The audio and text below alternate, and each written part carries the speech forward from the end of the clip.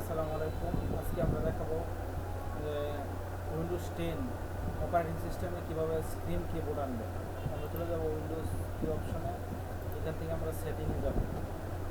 Setting থেকে আমরা চলে যাব হচ্ছে ইজ অফ অ্যাক্সেস।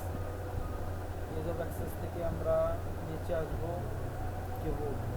কিবোর্ডে আমাদের এখানে use to device without a physical keyboard আমরা অন করে দেব। অন করে দিলে আমরা দেখতেছি আমাদের ল্যাপটপ স্ক্রিনের মাঝে এখন এই শর্টকাট কিবোর্ডটা চলে আসছে।